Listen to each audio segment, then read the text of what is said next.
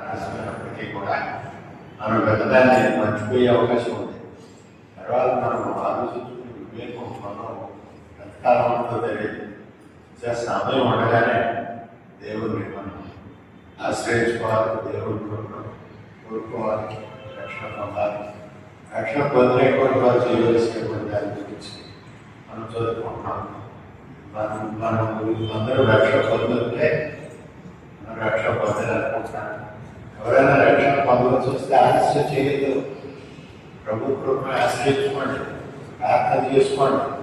మరి మాకు చెప్పండి, మేము మీకోసం ప్రార్థన చేస్తాం. నేను ప్రభువు నమ్ముకుంటున్నాను అని మీకు నాకు చెప్పండి, మేము మీకోసం ప్రార్థన చేస్తాం. తర్వాత ఏం చేయాలో మీరు నేను చెప్తా ఉంటాను. వాక్యంలో చదువుకున్నాం కదా, ద్వారా చెప్పుకున్నాము. యోధ రాస్తాడు పరిశుద్ధులకి అందరికీ ఒకసారి అప్పటికి బోధన గురించి రాయగలిగిన విశేషాస్త్రం ప్రయోజనపడుచుకుంటారా రక్షణ గురించి మనం అయితే మరి పరిశుద్ధులకు ఒకసారి అప్పటికి బోధన మీరు పోరాడాలని మీకు రాయలు సూచన. పరిశుద్ధులకు ఒకసారి అప్పటికి బోధ పరిశుద్ధం కాకుండా మనము మరి పోరాటం చేయాలంటాడు. ఈ పోరాటం యుద్ధం చేయటం కాదు, మరి కథలు కాలంతో ముందు పెట్టడం కాదు, మరి చదువులు పెట్టుకోవటం కాదు. మన విశ్వాసంలో మనం దగ్గరగా ఉండాలి. మన నడబడినటువంటి ఇతరులు రక్షణ పొందేలాగా ఉండాలి. మరి లోకం సహించని పరిస్థితులు కానీ దేవుడి కోసం అవసరమైనప్పుడు మరి త్యాగం చేయడానికి సిద్ధపడే ఉన్నాడు. కారణం ఏమిటంటే ఆయన మన కోసం త్యాగం చేశాడు. ఆయన మనకు సహాయం చేశాడు. మనకు ఆశీర్వాదం ఉండడం కోసం, మన కుటుంబం మరణం మీద విజయులు ఉండడం కోసం ఆయన ముందు శరీరాశాలిగా వచ్చి భూమి మీద ఉండి, మానవ శరీరంలో వచ్చి భూమి మీద ఉండి ఆయన శ్రమలు, అవమానాలు, శోధనలు, బాధలన్నీ కూడా మానవ భరించగలిగిన ఆయన భరించాడు. మనకంటే ఎక్కువగా ఆయన శోధన అనుభవించాడు.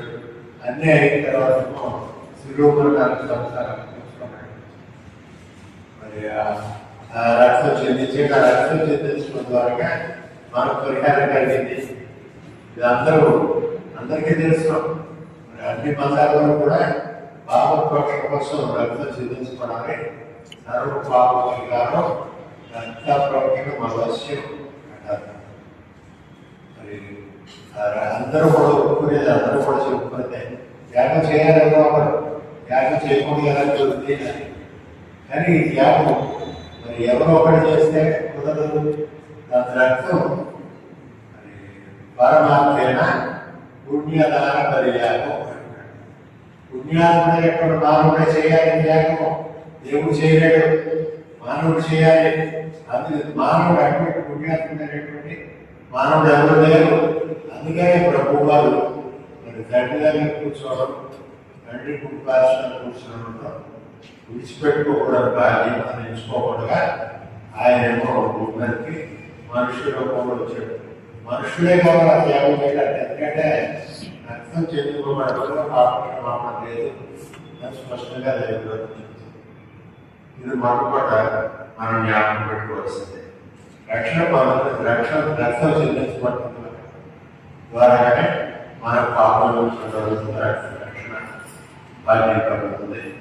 మరి దేవుడికి రక్తమాంసాలు అందుచేత మానవులలో ఆ ప్రభువే పాపం ఒక్కడి కోసం లోకులందరి పాపాలను పరిగణించడం కోసం ఆయన మరణాన్ని జీవించడం కోసం భూమికి వచ్చి అలాగే ఆయన ఉన్నాడు. మానవ శరీరంలోనే మానవ రూపంలోనే ఉన్నాడు. సంపూర్ణంగా ఆయన మానవుడే. ఆయన దేవుడు పురాతన కాలం నుండి శాశ్వత కాలం వరకు ప్రత్యక్షం అవుతున్నటువంటి దేవుడు.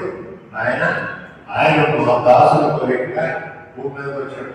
సంపూర్ణ మానవుడిగా భూమి మీదకి వచ్చాడు. ఆయన రక్తాన్ని చెల్లించాడు. ఆయన చేసిన త్యాగాన్ని బట్టి మనం ఆయనకి ఏమిచ్చినా కూడా చాలు. ఆయన చేసిన త్యాగం ఎందుకంటే మన రక్షణ కోసం. రక్షణ పొందిన తర్వాత మనం ఏం చేయాలి అన్నది మనం ఆలోచించుకోవాలి. దేవుడు మన కోసం మనం బ్రతకాలి.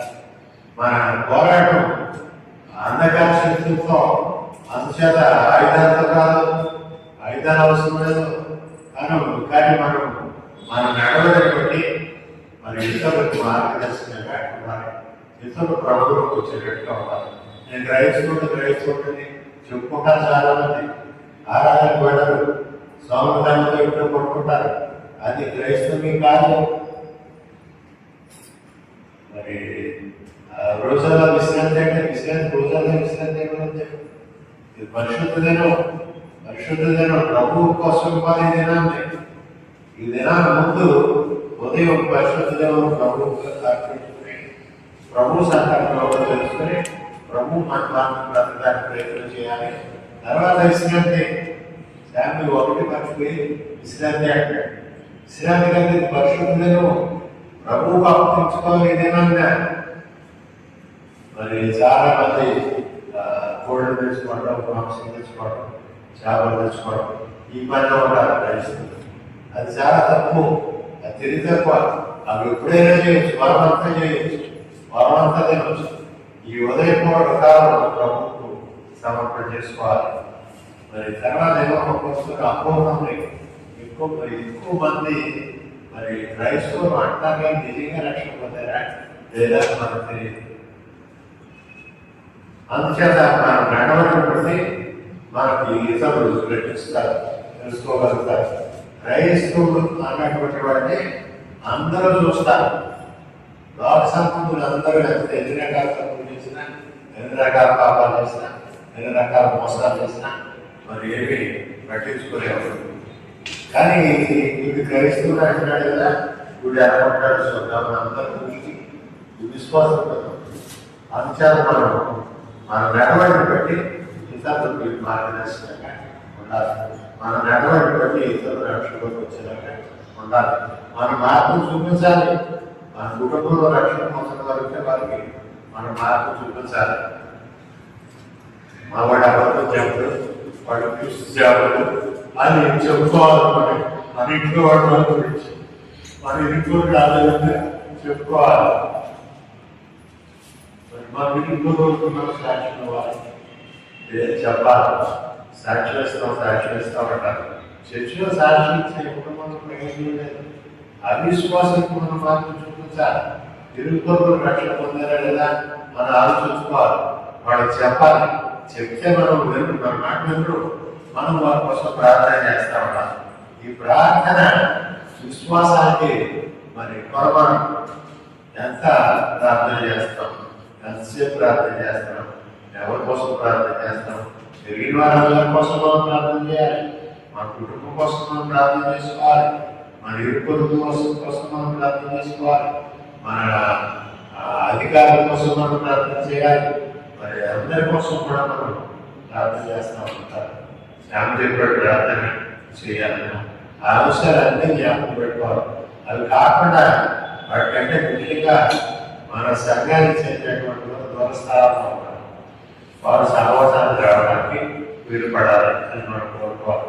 మన సహవాసానికి చెందినటువంటి చదువుల్లో ఉన్న దూరస్థానాలు, ఉద్యోగాల్లో ఉన్న దూరస్థానాలు, వారందరూ కూడా దగ్గరలోకి రావాలి, మన సహవాసంలో ఉండాలి అని మనం కోరుకోవాలి. రక్షణ పొందిన తర్వాత మనము దేవుడు మన భాగం సాక్షులుగా బ్రతకాలి. అక్కడ చెప్తున్నాడు, రవికుమార్ చెప్తున్నాడు, యెహోవా పరిశుద్ధతే ఎన్నటికి నీ మందిరం అనుకోవడం. పరిశుద్ధత మనలో ఇతరులకు కనపడాలి. ఆ పరిశుద్ధత అంటే మరి స్నానం చేసేయడం, పౌడర్ రాసుకోవడం కాదు. యథార్థ హృదయం ఉండాలి. యథార్థతో మనం బ్రతకాలి. మన నడవడిలో బ్రతకటంలో మరి మన జీవన ప్రయాణంలో కూడా ఆ పరిశుద్ధత ఇతరులకు కనపడాలి. మరి ఆ విధంగా మనం బ్రతికినప్పుడు దేవుడు మనల్ని ఆశీర్వదించుతాడు.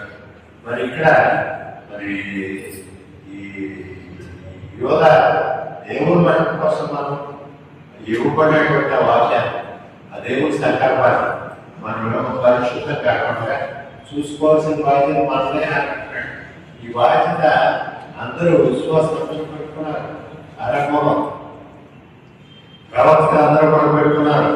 ఈ ప్రవక్తలందరినీ కూడా మరి సంహరించారు. ఇదేనా క్రైస్తవులు కదా మరి అత్యాచారం జరగడం, మోసాలు జరగడం, మరి హత్యలు జరగడం ఇదేనా మంచిది కాదు. ఆరంభం నుంచి ఉంది. మత్తయి సువార్త 23వ అధ్యాయం.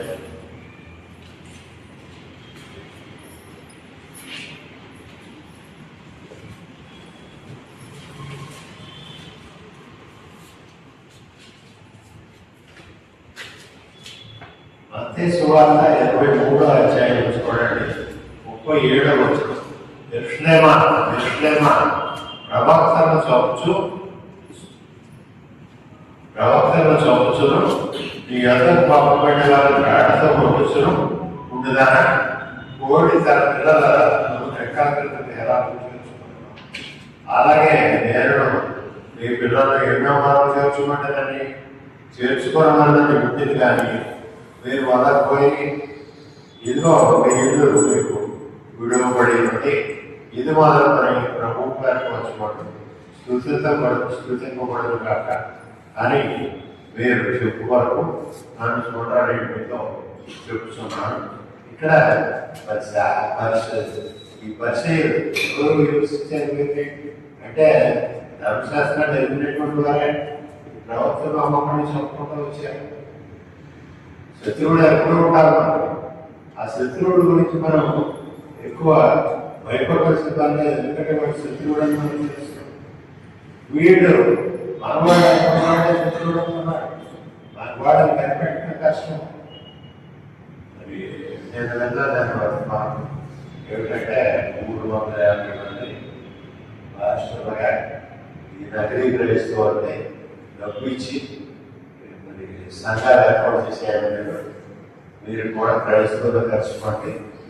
ఆంధ్ర రాష్ట్రం ప్రత్యేకించి 350 మంది అందరూ కలిసిపండి, సంఘాన్ని వాడితో కలిసిపండి. మాకేమో ఇన్ఫర్మేషన్ వాడు బాగానే ఉంటాం, వాడి పద్ధతులు ఏమిటా, వాడి ఆలోచనలు ఏమిటా, వాడి ఏర్పాట్లు ఏమిటా, మాకు ఇన్ఫర్మేషన్ ఎప్పటికప్పుడు పంపుతామనండి అని అడిగారు. భయపడి అంటే ఒక రకంగా ఓడిసేది. మరి మనవాడు అటువంటి వేషధారం ఉంది, మోసాలు ఉంది, అందుచేత అందరినీ నమ్మకానికి వీలేదు. తర్వాత చాలా మంది ఎక్కడికో చోట వెళ్తున్నామో తెచ్చుకుంటారు. దగ్గరలో ఉన్న చోట మరి దేవుడు వాక్యం ప్రకారంగా ఆ సంఘం నడుస్తుందా, దేవుడు సంకల్పానికి వ్యతిరేకంగా నడుస్తుందా అలా ఆలోచించుకోవాలి. వాక్యం అవును బోధిస్తున్నారా, దేవుడు బోధిస్తున్నారా అలా ఆలోచించుకోవాలి. ఆరాధన ఎక్కువ మంది ఉండాలని, ఎక్కువ శబ్దాలు ఉండాలని, ఎక్కువ ఆరాధన ఉండాలని, ఎక్కువ ఆడపాటలు ఉండాలని, సంఘాలు డ్యాన్సులు కూడా ఉంటాయి. మరి ఇవన్నీ అపదృష్టం. దేవుడు ప్రభు వారి అభివృద్ధిని ఎక్కడ చెప్పలేదు. అబద్ధ ప్రచారాలు వస్తున్నారని, మరి ప్రవచనాలని, భాషలని ఇవన్నీ కూడా అబద్ధ బోధలు లేవు. ఒకప్పుడు ఇవ్వబడ్డాయి, మరి ఆ సమయం అయిపోయింది. ఇప్పుడు అవి లేవు. ప్రభువారు మీరు చూడండి, ప్రభువారు అనేక మందికి స్వస్థత ఇచ్చారు, అనేక మందిని స్వస్థపరిచారు. ప్రభువారు ఎప్పుడు కూడా ఓటు పెట్టలేదు, ఎక్కడ ప్రచారం ఎక్కడ చేయలేదు. తర్వాత అపోస్తులు కూడా చేశారు, అపోస్తులు కూడా స్వస్థత కార్యాలు చేశారు. అవి అపోస్తులు చేతిలో లేదు, స్పష్టంగా వారు చెప్తున్నారు. దేవుడు ప్రభువును బట్టి కలుగుతాం, దేవుడు ఆశీర్వదిస్తున్నాడు. అది వారు కూడా ఎక్కడ కూడా స్వస్థత పెట్టిందని ఎక్కడ పెట్టలేదు, ఎక్కడ ప్రచారం ప్రచారం చేయలేదు. స్వస్థత వారి దగ్గరికి వచ్చిన వారిని వారేమో స్వస్థపరిచారు, పెట్టుకోమన్నారు, పరిశుద్ధంగా బ్రతకమన్నారు, దేవుడికి ఏమో హక్కు చెల్లించుకోమన్నారు, దేవుని మాత్రం బ్రతకమన్నారు. మరి ఆ విధంగానే చేశారు. కానీ మరి త్యాగదారులైనటువంటి వారు అనేక మంది ఉన్నారు. దైవజనులు అంతా కూడా అంతటా కూడా ఈ త్యాగాలు కనపడుతున్నాయి.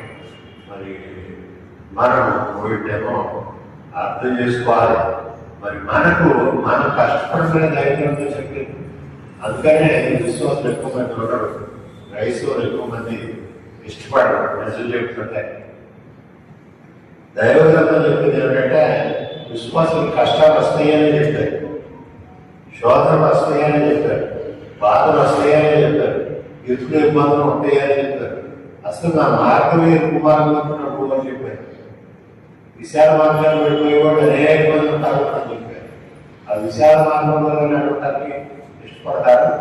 మరి దేవుడి సంబంధమైనటువంటి ఈ మార్గాన్ని ఇచ్చిన మార్గాన్ని విడిచిపెట్టుకునే వాడు ఎక్కువ మంది అంటారు. మరి మనం ఏ మార్గంలో ఉన్నాము అని కూడా మనం ఆలోచించుకోవాలి.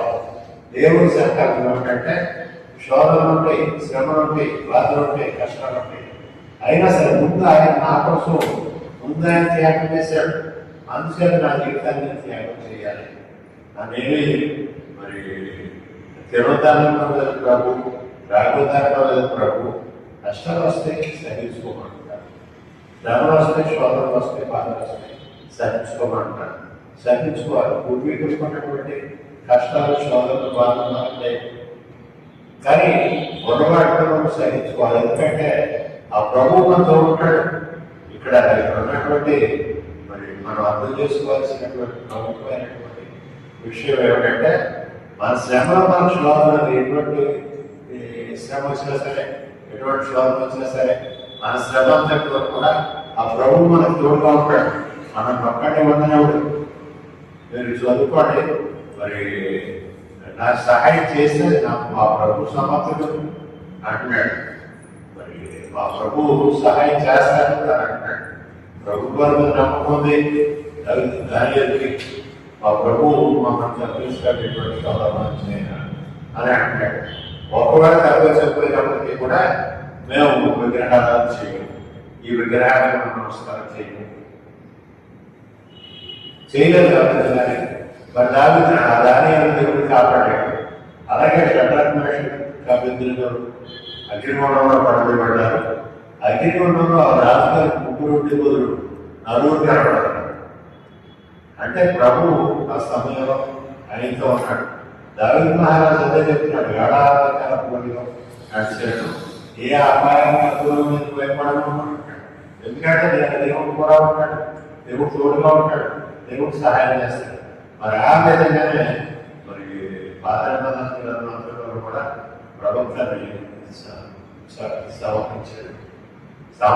దేవుడు కనుక వచ్చినందుకు మాట్లాడుతున్నందుకు స్టెఫాను సవరించారు. ప్రకటన తర్వాత ప్రకటన కాలంలో అపోస్తులందరినీ కూడా సవరించారు. అపోస్తులందరూ కూడా ఒక యోహాను తప్ప ప్రతి ఒక్కరు కూడా మరి సామాన్యపడే ప్రాణాలతో ఉండగానే నిలబెట్టి తనకై తీసేసారు. ప్రాణాలతో ఉన్నటువంటి ఒంటిపై ఉండగానే రప్పంతో పోసేసారు. ప్రాణంతో ఉండగానే చర్మం వచ్చేసారు. ప్రాణాలతో ఉండగానే శిలుపాలు చేశారు. తప్పని ఇవన్నీ బైబిల్లో లేవు. కానీ అనేక మంది త్యాగాలు చేస్తారంటే, త్యాగాలు చేయాలంటే, త్యాగాలు చేయమని ఉంది. ఎందుకు అంటే ప్రభు మన కోసం ముందుగానే త్యాగం చేశాడు. మనం కూడా చేయాలి. అవసరం వచ్చినప్పుడు, సమయం వచ్చినప్పుడు దేవుడు మన కోసం మనం బ్రతకాలి. కానీ దేవుడు ఒకటి ఇక్కడ పాత కాలంలో ఉన్నటువంటి శోధన, లేకపోతే వ్రతనిబంధ కాలంలో విశ్వాసులకు ఉన్నటువంటి ఆ పరిశుద్ధులకు ఉన్నటువంటి శోధనలు, అంత ఎందుకు నా తల్లిదండ్రులకు ఉన్నటువంటి శ్రమ శోధన నాకు లేదు. మరి అప్పుడు ఎక్కువ కట్టుబాట్లు ఎక్కువ ఇంట్లోకి ఎవరు పడితే వాడు రాకూడదని రకరకాల కట్టుబాట్లు ఉంటాయి.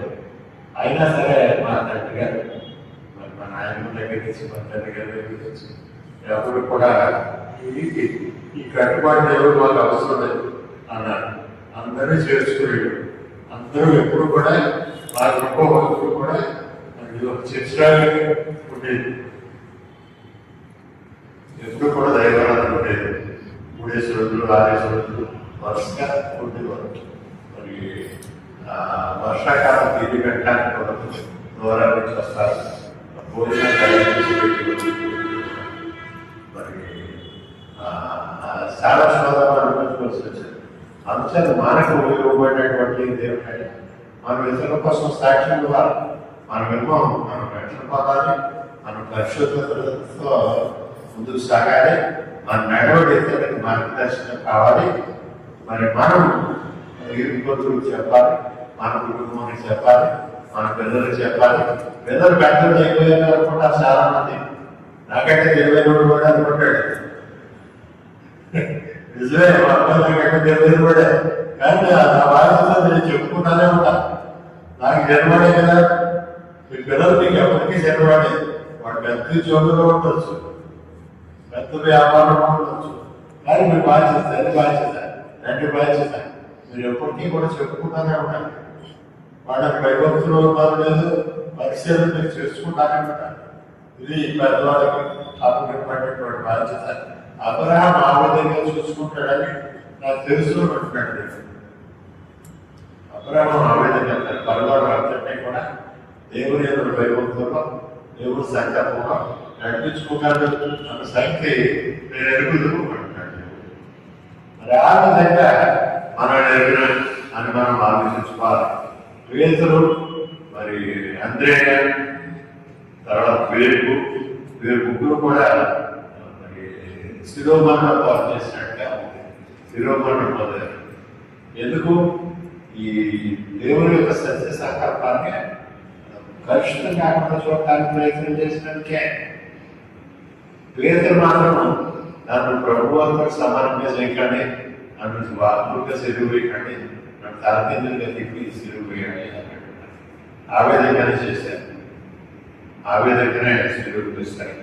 తర్వాత జేమ్స్ ఇద్దరు. మరి మొట్టమొదటి జేమ్స్ ఏమో మరి ఆయన, తర్వాత పౌలు వారు ఇరువురు కూడా మరి శిరచారణ చేయబడ్డారు. మరి ఇరువురు కూడా తీసేసారు. మరి తర్వాత ఈ జేమ్స్, రెండో జేమ్స్ ఏమో, పెద్ద జేమ్స్ ముందున్న జేమ్స్ ఏమో ప్రభువు సహోదరుడు, ప్రభువు సహోదరుడే. కానీ ఆయన ప్రభువు సహోదరుడుగా ఎక్కడ చెప్పుకోలేదు. మరి పుట్టినటువంటి ఆయన కానీ ఎక్కువ చెప్పుకోలేదు. తర్వాత యోధా కూడా ప్రభువు సహోదరుడే. కానీ యోధా రాసినటువంటి కనుక ఏం రాస్తారంటే, యేసుక్రీస్తు దాసులను, ఇంకో మాట పెడతాడు, యేసుక్రీస్తు దాసులను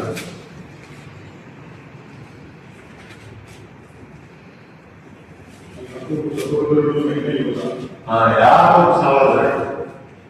యాకోబు సహోదరుడు యాకోబు మరి ప్రభు గారి సహోదరుడే. యాకోబు చెప్తాడు, యోధా కూడా చెప్తాడు. ఈ జేమ్స్ అని ఇంగ్లీష్లో అంటారు, యాకోబు అని తెలుగులో రాస్తారు. అంటే ఆ ఎప్పుడు పాటలో యాకోబు అని ఉంటుంది, అందుకనే ఆ విధంగా తెలుగులో రాస్తారు. ఇంగ్లీష్లో ఏమో జేమ్స్ అని అన్నారు. మరి తర్వాత ఈ జేమ్స్ అనేటువంటి రెండో జేమ్స్, ఈ ప్రభువు సహోదరుడు కాదు. యాకోబు పత్రిక రాసినటువంటి ఆయన ప్రభువు సహోదరుడు. ఈ రెండో జేమ్స్ ఏమో అపోస్తలులో ఉన్నాడు కానీ మరి సహోదరుడు కాదు. ఈయనేమో కత్తి చేత సామరింపబడ్డాడు. తర్వాత యోధా బలితో గొడవపడ్డాడు. మరి మా అత్తయ్య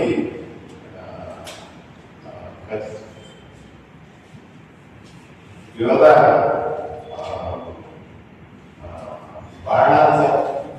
బాణాలు వేసి చంపారట. ఒకసారి తప్పకుండా బాణాలు రాకపోతే ఎంతమంది బాధపడతా రావాలి. ఆ విధంగా ఆర్మేనియాలో చంపారట చెప్తున్నారు. ఇవన్నీ బైబిల్లో చాలా దోషంగా చెప్తున్నారు. ఒక నిమిషం మనకు తెలియదు. కానీ ఒకటి మాత్రం సత్యం ఏమిటంటే, అందరూ కూడా ప్రభు కోసం త్యాగదారులుగానే పెట్టారు. యోహాను తప్ప అందరూ ఆ విధంగా చేశారు. తర్వాత సీమోన్ అన్నటువంటి ఆయనేమో ప్రభుత్వం పోయిపడ్డాడు తెలిసారు. తర్వాత మత్తీయస్ అన్నటువంటి ఆయనేమో ఈ ఇస్కరియోతు యూదా ప్లేస్లో ఎదుర్కోబడ్డాడు. ప్రభు వారి ఏర్పాటు పెట్టి అసలు అపోస్తలుడు అయ్యాడు. ఆయన కూడా మరి ప్రభు వారికి సాక్షిగానే చనిపోయాడు. బర్తలోమాయ్ అన్నటువంటి ఆయన ఆర్మేనియాలో ఆయన చర్మం వచ్చేసి బ్రతికొండగా చర్మాన్ని వచ్చేసినట్టుగా ఈ యోహాను ఒక్కడు మాత్రం మరి ఆ విధంగా చనిపోలేదు. ఆయన మీద ప్రయోగాలు చేశారు కానీ ఆ విధంగా చనిపోలేదు. ఆయన సంహరించడానికి రకరకాల శ్రమపడి సంహరించడానికి ప్రయత్నాలు జరిగాయి. ఆయన విష్ణువులో ఉన్నటువంటి బాధలో పెట్టారట. మరి ఆ విష్ణువుడు ఏం చేయలేకపోయి దేవుడు కాబట్టి అవేం చెయ్యు ఇవేం చేయలేకపోయి తర్వాత ఏమో మరి చివరి వరకు ఉన్నాడు. ఆఖరి పరిస్థితులు మరి ప్రకటనతో ఆయన డైవర్స్ వచ్చింది. ఆయన డైవర్స్ ఉంది అత్యంత ఆయన చివరి వరకు ఉన్నాడు. మరి విష్ణువుడు కూడా ఆయన ఏం చేయలేదు. తర్వాత ఆయన్ని అరటి చెట్టుకు కట్టేసి నమ్మకంతో కోసాడు. అయినా కూడా ప్రభు కాపాడాడు. ఆయనకేమీ హాని జరగదు. చివరికి ఏం చేయలేమని పద్మాస్ తీయడం చెప్పుకోవడం. మరి ఇస్తాంబుల్ నుంచి 75 మైళ్ళు దూరంలో ఉంటారు ఆ టీవీలో తీసుకెళ్ళి పరిస్థితి అక్కడేమో ఆహారంలో ట్రాక్టర్ నీళ్ళు సముద్రం మధ్య అక్కడ ఎవరు మాట్లాడుకోవడానికి ఎవరు. కానీ దేవుడు ఇచ్చినటువంటి అవకాశం అది పౌరులు ఆయన లోపాన్ని ఉపయోగించుకున్నాడు. ఈ అవకాశం దేవుడు యొక్క స్వరం అన్నాడు చక్కగా ఇస్తారు. తనకి ఎటువంటి మరి అలసడినటువంటి ఎటువంటి శోధన లేకుండా మరి ప్రకటన అందించాడు. ప్రకటన ఆయన రాశాడు. మరి ఈ వివాహం గురించి ప్రభు వారు మన మాటలు చూపిస్తారు. వ్యవహార సువార్త 21.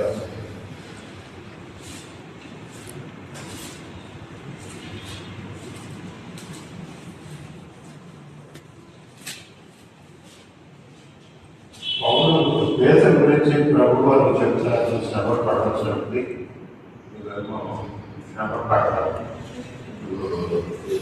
శ్రమపడి సాక్షిగా చెప్పినప్పుడు ఈయన పేదలు వెనుకకి యేసు ప్రేమించిన వాడకు భోజనపరిచిన ఆయన అనుకుని ప్రభు ఇలా గురించి వాడుని అడిగిన వాడిన శిష్యుడు తమ వెంట వచ్చుట చూసినాం. పేదలు అతను చూసి ప్రభు ఇతర శాఖకి ఇవ్వమని యేసుని అడిగినాం. యేసు నేను వచ్చే వరకు అతను నాకు ఇష్టమైతే అది నీకేమి నీవు నన్ను గమనించుకున్నాను. ప్రభు వారు అందుకే ఆ మాట చెప్పారు అని విమర్శకులు చెప్పుకుంటూ ఉంటాను, రాస్తా ఉంటాను. ఏమిటంటే ప్రభు వారు సంతపడి యోగాన్ని కంటే ఆధారంగా ఉండడం, చివరి వరకు ఉండడం, ఆ యజమానం ఈ ప్రకటన రాయడం, ఇది దేవుడి యొక్క ఏర్పాటు అని చెప్పుకుంటూ ఉంటాను. అందుచేత మనం శ్రమ పడాలి. మాతా తెరీసాని అడిగారట. కొంత ఇప్పుడు జనరేషన్ నేను అడిగిన తర్వాత వచ్చిన వాడుగా చాలా ప్రముఖమైనటువంటి వ్యాఖ్యాత. ఆయన అడిగాడు, ఈ దృష్టికోణం మధ్యలో ఇది 3 మధ్యలో నువ్వు శ్రమ పడతావు ఎలాగే చేయగలుగుతున్నావు అని అడిగాడు. అడిగినప్పుడు సమాధానం ఏంటంటే ప్రభువు నా కోసం ప్రభు స్వరూపంలో నన్ను పుట్టించాడు. ఆ ప్రభువు నన్ను ప్రేమించాడు. మరి ఆ ప్రభు స్వరూపంలో ఉన్నటువంటి ఇంకొకటి నేను ప్రేమించకపోతే నేను మనిషినా అని అడిగినాను. నేను మనిషి అవుతానా అని అడిగినాను. అది ఎందుకంటే వ్యక్తివాడు కూడా ప్రభు స్వరూపంలో సృష్టింపబడే తర్వాత వాపం వచ్చింది. మరి ఆ విధంగా మరి ఎందుకు ప్రభు ముందు వాళ్ళని ప్రేమించాడు.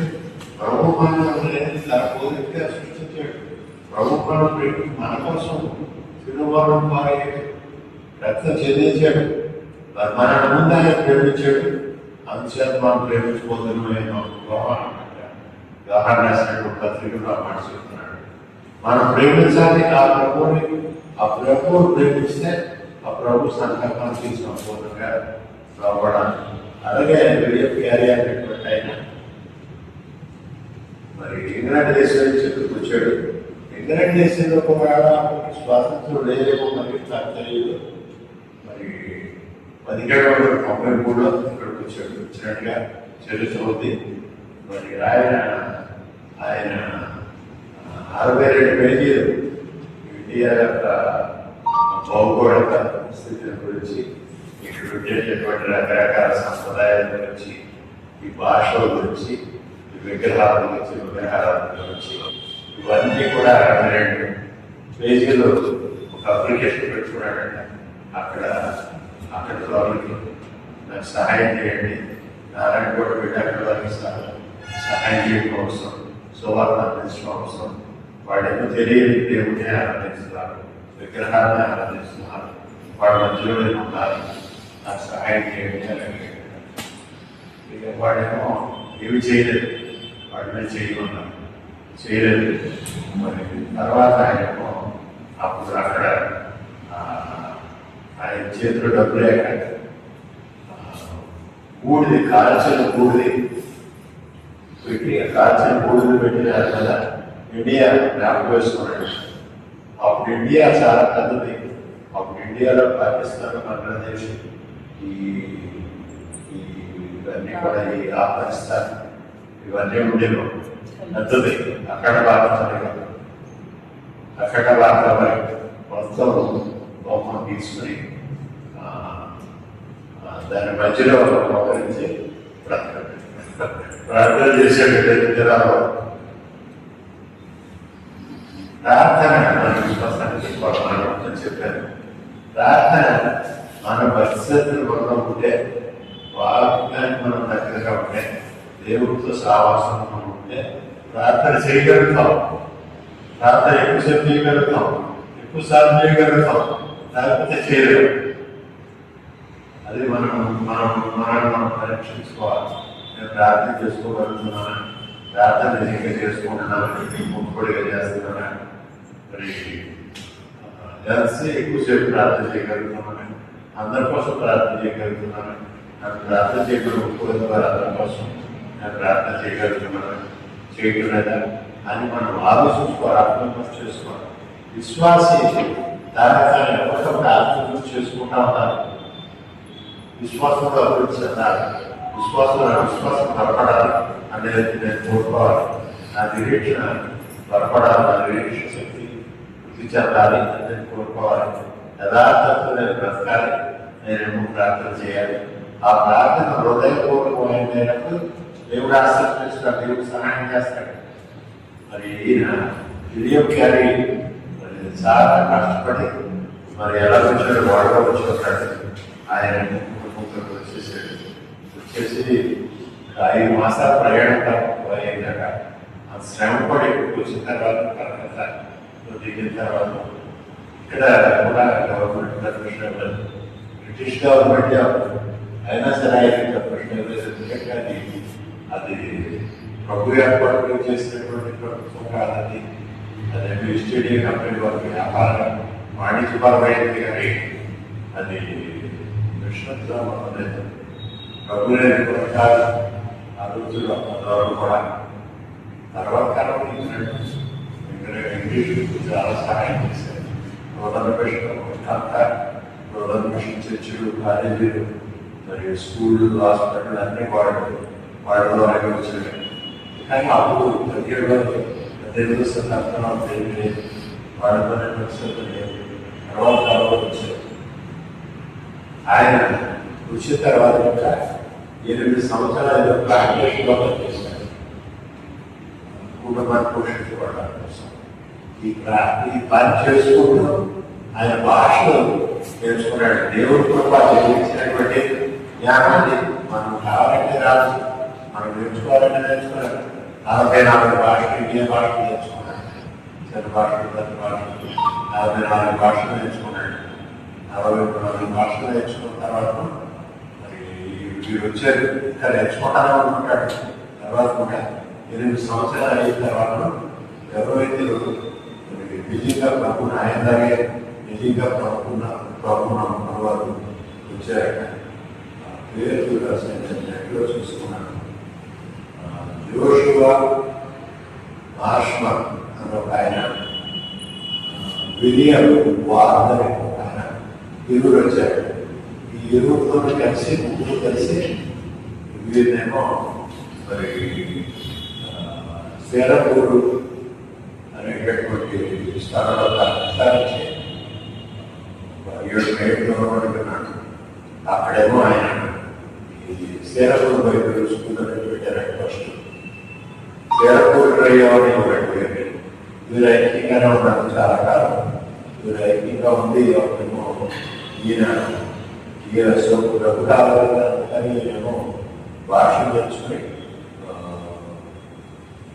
ఓర్పు విలియం కాలేజీలో ప్రొఫెసర్ గారు బెంగాలీ భాష, సంస్కృతం భాష. ఎవరు ఎక్కడవాడు వచ్చి బెంగాలీ సంస్కృతం నేర్చుకున్నాడు. బెంగాలీ సంస్కృతం రాదు, బెంగాలీ వాడికి ఎక్కువ ఇంగ్లీష్ రాదు. కానీ ఆయన ఎక్కడి నుంచి వచ్చినైనా ఈ భాష నేర్చుకున్నాడు, ప్రొఫెసర్గా పనిచేస్తున్నాడు. తర్వాత ఆయన ఉన్న కాలంలో 1800 సంవత్సరాలు జరిగింది. తర్వాత కాలంలో ఆయన చాలా కాలం ఉన్నాడు, 47 పైగా ఆయన ఉన్నాడు. ఆయన ఉన్న కాలంలో 25 భాషలు స్వదేశానికి వెళ్ళలేదు, స్వగృహానికి వెళ్ళలేదు. మన వాళ్ళందరూ ఒక చోట ఉద్యోగం కావాలట, ఒక చోటే చదువు కావాలట. ఆయన ఇక్కడే ఉండిపోయాడు, ఇక్కడే సరిపోయాడు. 44 భాషలు నేర్చుకున్నాడు అన్నాడు. 28 భాషల్లో కొత్త నిబంధనలను రాశాడు. తర్వాత ఏమో 18 ఇండియా భాషల్లో పూర్తిపోయి రాశాడు. మహానుభావుడు. మరి ఆ విధంగా త్యాగం చేస్తే ఆయన కూడా ఎప్పుడు కూడా మనకి ప్రేమిస్తారే. ఎటువంటి బాధలు వచ్చినా, ఎటువంటి బాధలు వచ్చినా మరి కష్టాలతోనే నష్టాలతోనే, లేకపోతే అలా తీసుకొచ్చి ప్రభుత్వం వ్యతిరేకంగా ఉన్న సమయంలో ఆయన పనిచేసేదాన్ని తెలుసుకున్నాడు. మరి ఆయన వ్యక్తి కూడా మరి ప్రభు మనం ప్రేమించాడు. అందుచేత మనం ప్రేమించాలి. ఆయన ప్రార్థన చేస్తానన్నాడు, ఇదే ప్రార్థన చేస్తానన్నాడు, అది చేస్తానన్నాడు. ఆయన మొట్టమొదటి మరి బ్యాప్టిస్ట్ మిషన్ ఇండియా రావడానికి చాలా మరి త్యాగం చేసినట్టుగా ఉంది. అందుచేత దేవుడి మీద ఆధారపడాలి, విశ్వాసం దేవుడి మీద ఆధారపడాలి. దేవుడి సంకల్పం ఏమనిపిస్తుందో అది చెయ్యాలి. దేవుడు మన మాత్రం ఆ విధంగా మనం బతకాలి. మరి ఆ విధంగా మనం త్యాగం చేసినప్పుడు దేవుడు మనల్ని ఆశీర్వదిస్తాడు. ఆధ్యాత్మికమైనటువంటి మరి ప్రలోభాలకు మనం ఇంకోవడం ఆ విధంగా చేసినట్లయితే మనం నష్టపోతాం. దేవుడు అవసరమైన నిర్ణయిస్తాడని అనుకోవాలి. విప్రీలు రాసిన పత్రిక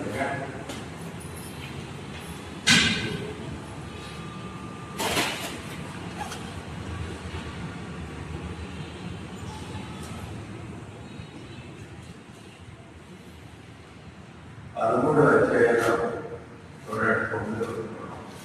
నానా విధమైన అన్య బోధన చేత చెప్పబడకుడి, భోజన పదార్థములను బట్టి కాక కృపను బట్టి హృదయం స్థిరపరచుకోవడం మంచిది. భోజనమును బట్టి ప్రవర్తించిన వారికి ఏమీ ప్రయోజనము కలగలేదు. మనకు బరిపెట్టుకోండి, దాని సంబంధమైన వాటిని పిల్లలకు కులాలకు సేవ చేయవలసిన అధికారం అనేది. ఇట్లా చాలా విషయాలు అసలు ఇక్కడ ముఖ్యంగా మనం అర్థం చేసుకోవాలి ఏంటంటే రకరకాల అనుభవాలు వస్తాయి, రకరకాలు మరి పండితులు వస్తారు. ప్రభువులు చెప్పారు, ప్రవక్తలు చెప్పారు, ప్రభువులు పడతారు. రష్యా ప్రవచనలతో అనేక విషయాలు చెప్పారు. ఇర్మియా చెప్పాడు, మరి ప్రవక్తలు చెప్పారు ప్రభుత్వం వస్తారని. తర్వాత క్రీస్తు ప్రభువారు చెప్పిన ప్రభుత్వం వస్తారని మంచిగా ఉంటారు, జాగ్రత్తగా చూసుకోవడానికి. తర్వాత మన అపోస్తలు కూడా ఆ విషయాలను ప్రభుత్వం చెప్పారు. ప్రభుత్వాలు వస్తారు, మీరు కనకట్టండి, మీరు జాగ్రత్తగా ఉండండి, మీరు ప్రభుత్వాలు వెనకండి, ప్రభుత్వాలు వెనకండి. ఇది అపోస్తల కార్యంలో ఏమో వాక్యానుసారమైందా కాదా, నిజమా కాదా, మీరు పోతంతా కూడా నిజమా అయిందా కాదా అని తెరయలో ఉన్నటువంటి విశ్వాసులు వీరేమో చేస్తారని కదా కంటే కాదు, వీరి రకంగా వేరే చూసుకుంటారు. ఈ బోధకుడు చెప్తారు ఏంటైనా అని వాక్యం చదువుకుంటున్నారు, పరిశీలన చేసుకుంటున్నారు. ఆ విధంగా విశ్వాసం అన్ని బట్టి మనం అర్థం చేసుకోవాలి.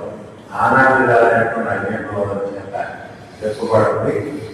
ఊళ్ళో బట్టి అక్కడ 1,00,000 మంది ఉన్నారంటారు. ఉంటే అది 1,00,000 మంది ఉండరు. 1,00,000 మంది ఉంటే సంఘం కాదు. ఒక ఇద్దరు ఎక్కడే జరుగుతున్నారా నేను ఉంటాను ప్రభు అని చెప్పారు. తర్వాత సంఘానికి వచ్చేటువంటి నిర్వచనం ఏమంటే మరి దేవుని యొక్క ప్రభు వాళ్ళ శరీరం శాతం శరీరం ఒక శరీరం ఆడవాళ్ళు ఒకటేమో విశాఖపట్నం ఒకటి కరెక్టాలో ఉండదు. అవయవాలు ఒకటేమో విశాఖపట్నంలో ఒకటేమో మెడ్రాస్లో ఉండదు. అవయవాలంటే శరీరంలో కొద్దిగా అమర్చలు దేవుడు అమర్చలు ప్రకారంగా అన్ని ఒకచోటే ఉంటాయి. ఒకదాన్ని ఒక సంరక్షించుకుంటా ఉంటాయి. వేల మంది సంఘంలో దేవుడు ఏర్పాటు ప్రకారంగా చూసినటువంటి సంఘం ప్రాధాన్యత మనం తెలుసుకోవాలి. ఎందుకంటే దేవుని యొక్క ప్రణాళిక ఎక్కడికక్కడ సంఘాలు ఏర్పాటు చేసుకోవాలి. ప్రతినిధులు కావాలి. అపుస్తులు చేసేటువంటి పని అదే.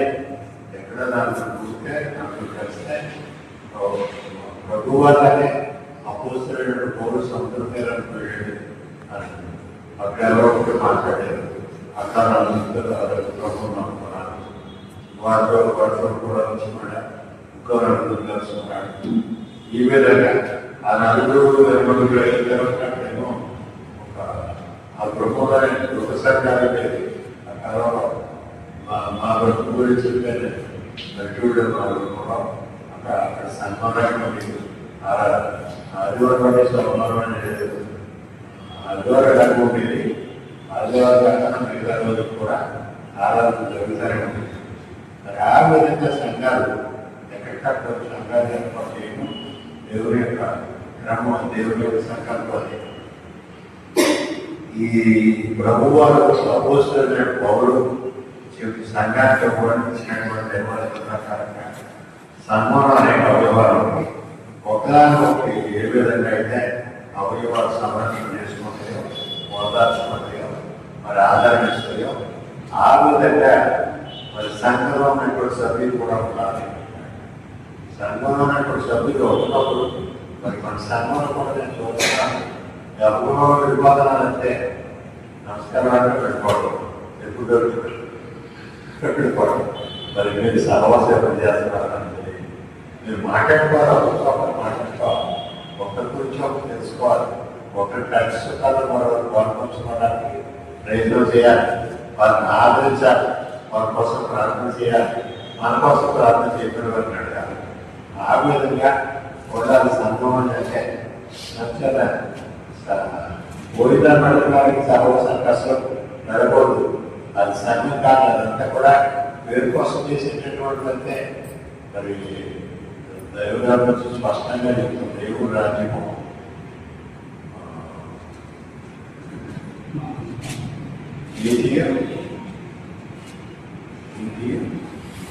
సమాధానంలో